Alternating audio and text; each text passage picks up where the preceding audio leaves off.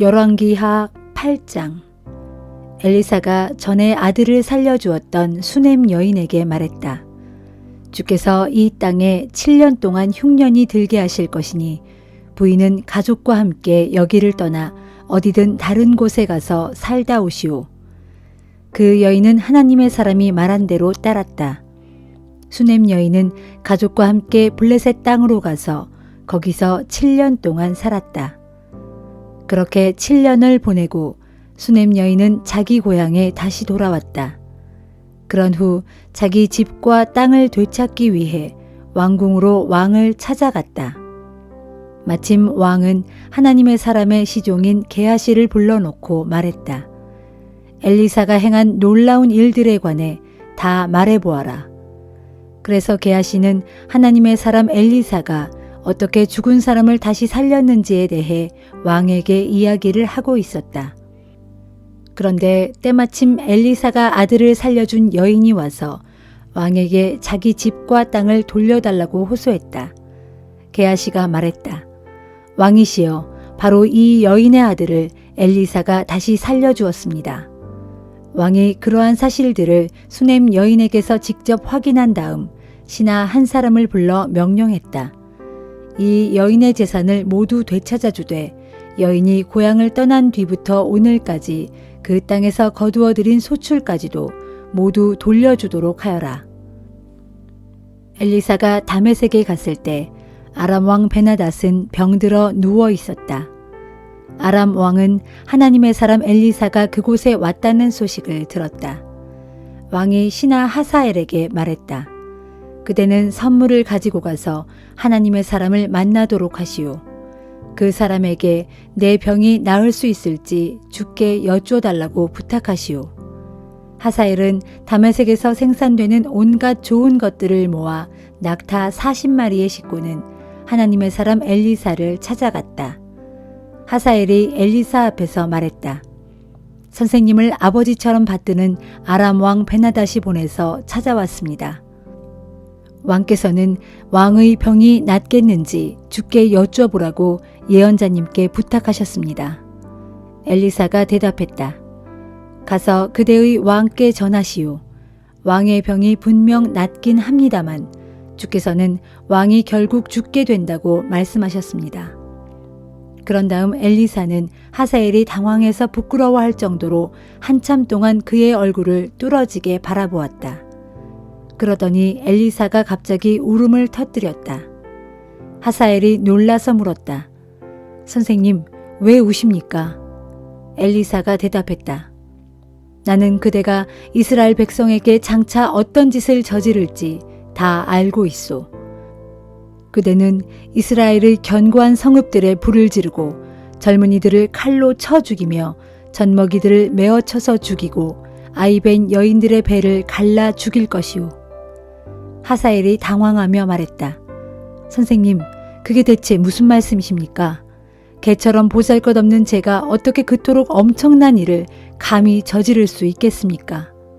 엘리사가 대답했다. 주께서 나에게 보여주셨소. 그대는 아람의 왕이 될 것이오. 하사엘은 엘리사를 떠나 왕에게로 돌아갔다. 아람 왕 베나닷이 물었다. 엘리사가 그대에게 뭐라고 말했소? 하사엘이 대답했다. 왕께서는 틀림없이 병에서 나을 것이라고 대답했습니다. 그러나 다음 날 하사엘은 담요를 물에 적셔 왕의 얼굴을 덮어 죽인 다음 스스로 아람 왕의 자리에 올랐다. 아합의 아들 요람이 북왕국 이스라엘의 왕이 되어 나라를 다스린 지 5년째 되는 해에 남왕국 유다에서는 여호사밧의 아들 여호람이 왕이 되어 유다를 다스리기 시작했다. 여호람은 32세의 왕이 되어 유다의 도성 예루살렘에서 8년 동안 다스렸다. 그는 아합의 딸을 아내로 삼았기 때문에 아합의 집안이 한 대로 이스라엘 왕들의 악한 길을 밟았다. 주께서 보시기에 여호람은 악한 일을 하였다. 그런데도 주께서는 주의 종 다윗을 생각하셔서 유다를 멸망시키려고 하시지는 않았다. 일찍이 주께서는 다윗의 자손들이 왕조의 등불을 꺼뜨리지 않고 계속 이어갈 것이라고 약속하셨다. 유다 왕 여호람 시대에 에돔은 유다의 반기를 들고 일어나 독자적으로 왕을 세웠다. 그래서 여호람은 유다의 전차 부대를 총동원하여 에돔 땅의 4일 성읍으로 진격했다. 하지만 에돔 군대가 오히려 여호람의 군대를 포위했다. 여호람은 밤중에 일어나 포위망을 뚫고 몰래 도망했다. 그의 부하들도 뿔뿔이 흩어져 각자 집으로 돌아갔다. 그때부터 에돔은 유다로부터 독립하여 오늘에 이르렀다. 그 무렵 림나 성읍도 반란을 일으켜 유다의 통치에서 벗어났다. 여호람의 통치 기간에 있었던 다른 여러 일들과 그의 치적에 대해서는 유다 왕들의 연대기에 기록되었다. 유다 왕 여호람이 죽어 자기 조상들에게 돌아가자 다윗성에 장사되었다. 여호람이 죽자 그의 아들 아하시야가 아버지의 뒤를 이어 유다 왕이 되었다. 북왕국 이스라엘의 왕 아합의 아들 요람 12년에 남왕국 유다에서는 여호람의 아들 아하시야가 왕이 되어 유다를 다스리기 시작했다. 아하시야는 22세의 왕이 되어 도성 예루살렘에서 겨우 1년 동안 다스렸다. 그의 어머니 아달랴는 북왕국 이스라엘의 왕 오므리의 손녀였다. 아하시야는 아합 집안의 사위가 된 몸이어서 아합 집안이 행한 대로 주께서 보시기에 악한 길을 걸었다. 나중에 유다 왕 아하시야는 아합의 아들 요람과 함께 아람 왕 하사엘과 싸우려고 길르앗 라못으로 갔다. 하지만 이 싸움에서 이스라엘 왕 요람이 부상을 당했다. 그리하여 요람은 아람 왕 하사엘과 길르앗 라못에서 싸우다가 아람 군사들에게 입은 상처를 치료하려고 이스라엘로 돌아갔다. 그때 유다 왕 여호람의 아들 아하시야는 아합의 아들 요람을 문병하러 이스라엘로 내려갔다.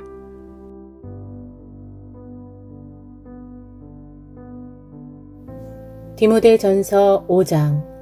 그대는 나이 많은 남자 교인을 거친 말로 나무라지 말고 마치 아버지를 대하듯이 권면하십시오.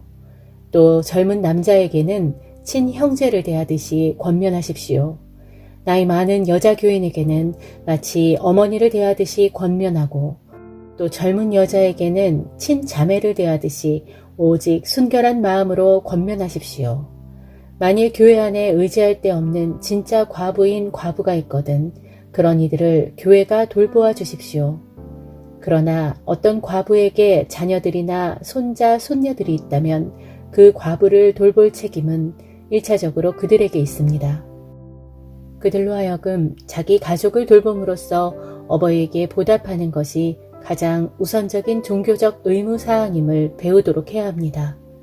이것이 바로 하나님께서 기뻐하시고 그들에게 원하시는 일입니다.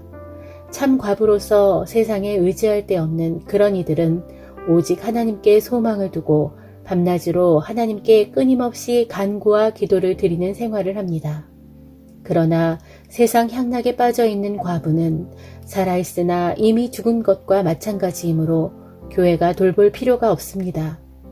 그대는 교인들에게 이런 사항들을 잘 가르쳐서 아무도 이런 일로 비난받는 일이 없도록 하십시오.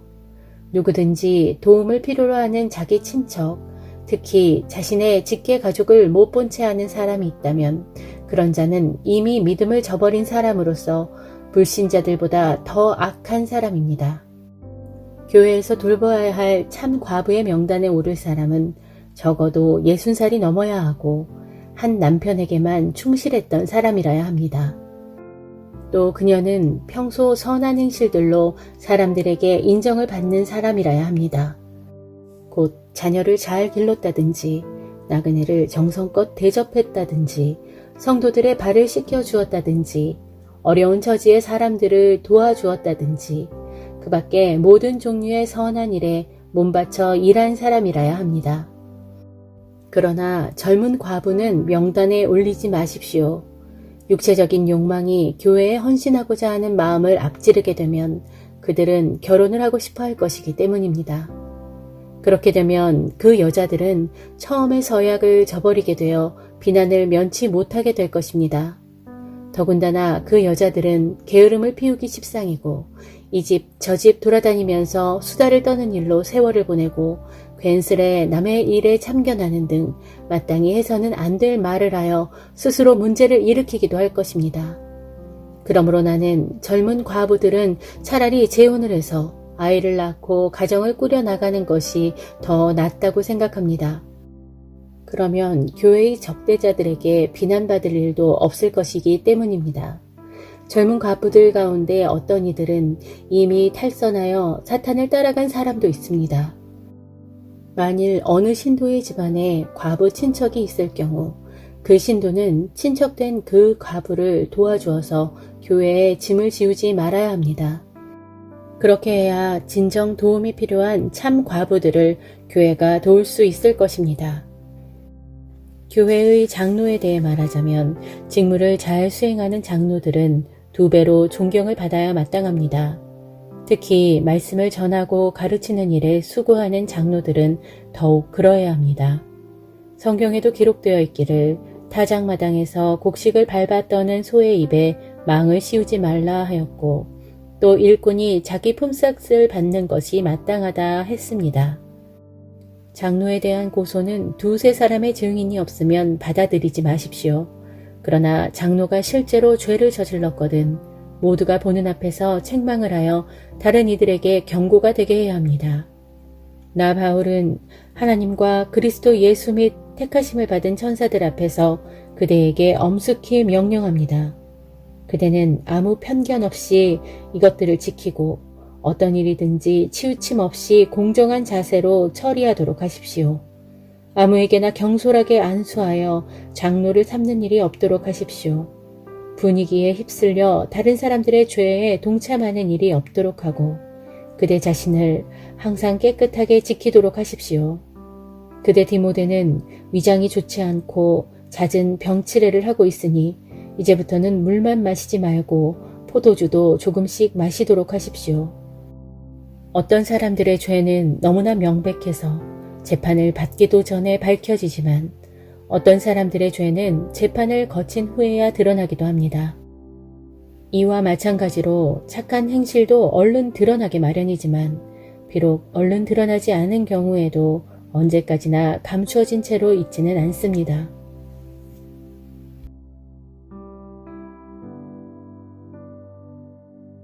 다니엘 12장.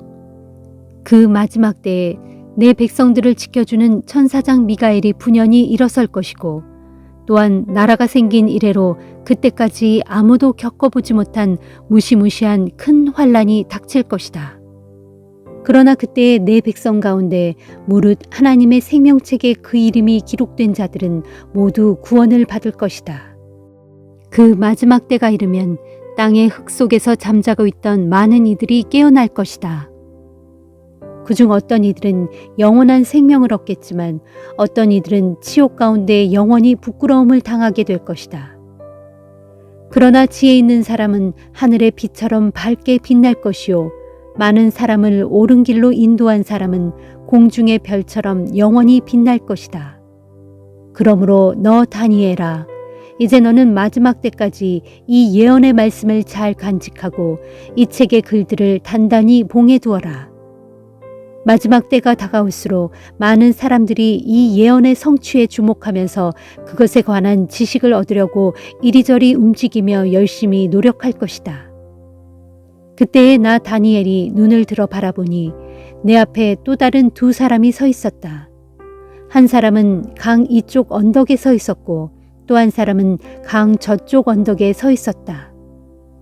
그 중에 한 사람이 고운 모시옷을 입고 강물 위쪽에 서 있는 사람에게 물었다. 이 같은 놀라운 일들이 모두 성취되려면 어느 때까지 기다려야 합니까? 그때 내가 또 들으니 고운 모시옷을 입고 강물 위쪽에 서 있는 그 사람이 자신의 오른손과 왼손을 들어 하늘을 향한 채로 영원히 살아계시는 분께 맹세하면서 말했다. 반드시 한 때와 2 때와 반 때가 지나야 한다. 박해자의 가혹한 핍박으로 말미암아 거룩한 백성들의 권세가 다 깨어진 후에야 비로소 이 모든 일들이 이루어지게 될 것이다. 나는 그 사람이 대답하는 말을 들었지만 그 말이 무슨 뜻인지 이해할 수 없었다. 그래서 물었다. 내 주여, 이 모든 일의 결과가 어떻게 되겠습니까? 그 사람이 대답했다. 다니엘아, 이제 가거라. 이 말씀은 마지막 때까지 은밀히 간직되고 비밀로 봉해질 것이다. 그때 많은 사람들이 핍박과 시련의 연단을 받고 정결하게 되고 깨끗하게 될 것이다. 하지만 마지막 때에 이르러서도 악한 자들은 여전히 악한 짓을 계속 일삼을 것이고 그들은 아무것도 깨닫지 못할 것이다. 그러나 오직 지혜 있는 자들은 이 예언의 말씀을 올바로 깨닫게 될 것이다. 그렇다. 날마다 드리는 제사가 폐지되고 멸망을 초래하는 흉측한 우상이 성전 안에 세워지는 날부터 1290일이 지나야 할 것이다.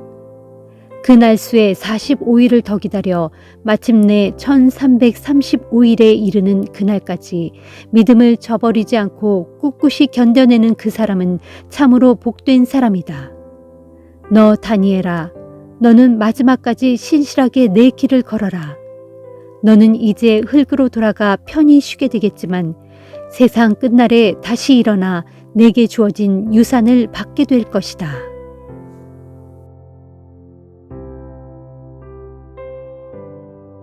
시편 119편 49절에서 72절 말씀.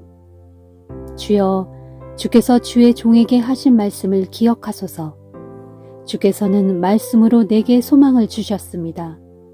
비록 내가 고통 가운데 빠져 있을지라도 큰 위로를 받을 수 있는 것은 주님의 그 말씀이 항상 나를 되살려 주시기 때문입니다. 교만한 자들이 거리낌 없이 나를 비웃고 조롱한다고 해도 나는 결코 주님의 법에서 떠나지 않으렵니다. 주여, 내가 옛날부터 전해져 내려오는 주의 규례들을 기억하기에 그 규례들에게서 큰 위로를 받습니다. 그러나 주의 법을 무시하고 거스르는 악인들을 볼 때마다 나의 마음속에서 분노가 끓어오릅니다. 내가 이 땅에서 나그네 인생을 잠시 살아가는 동안 주의 율례는 나의 노래가 되었습니다. 주여, 내가 밤에도 주의 이름을 기억하고 주의 법을 지키렵니다. 정녕 주의 법도를 지키며 살아가는 것이 내게 가장 큰 행복입니다. 주여, 진실로 주님은 내가 바라는 모든 것이므로 나는 주님의 말씀에 온전히 순종하렵니다. 내가 온 마음을 다 바쳐 주께 간구하오니 주께서 약속하신 대로 내게 은혜를 베풀어 주소서. 내가 나의 살아온 길을 곰곰이 생각해보고 내 발걸음을 돌려 주님의 법을 따라갑니다. 이제부터는 내가 주의 계명을 지키는데 조금도 망설이거나 지체하지 않으렵니다. 악인들이 나를 잡으려고 덫을 놓았을지라도 나는 결코 주의 법을 잊지 않으렵니다. 한밤중에라도 내가 벌떡 일어나 주님의 의로운 법을 생각하며 주께 감사를 드리렵니다. 주님을 경외하며 사는 이들은 하나같이 내 벗이요, 주님의 법도를 따르는 이들도 모두 내 동무입니다. 주여, 온 누리에 주님의 사랑이 가득합니다. 내게 주님의 법도를 가르치소서. 주여, 주께서는 약속하신 대로 주의 종에게 은혜를 베풀어 주셨습니다. 내가 주님의 계명을 믿고 따르겠사오니 나로 하여금 올바른 판단력과 지식을 갖게 하소서. 주께서 내게 고난을 주시기 전에는 내가 그릇된 길을 걸었으나 이제는 주의 말씀에 순종합니다. 주는 선하시고 주께서 하시는 일도 모두 선합니다. 하오니 주의 법도를 내게 가르쳐 주소서. 교만한 자들이 온갖 거짓말로 나를 괴롭히며 해치려 하지만 나는 온 마음 다해 주의 교훈을 지키렵니다. 저들의 마음은 기름기만 잔뜩 끼어 무뎌지고 굳어졌지만 오직 나는 주의 법을 즐거워하고 기뻐합니다. 주께서 내게 고난을 주신 것이 도리어 내게 약이 되고 유익이 되었습니다. 그런 고난으로 인해 내가 비로소 주의 율례를 배우게 되었습니다. 주께서 친히 일러주신 주의 입술의 교훈이 수천 개의 금은보다도 내게 더욱 귀합니다.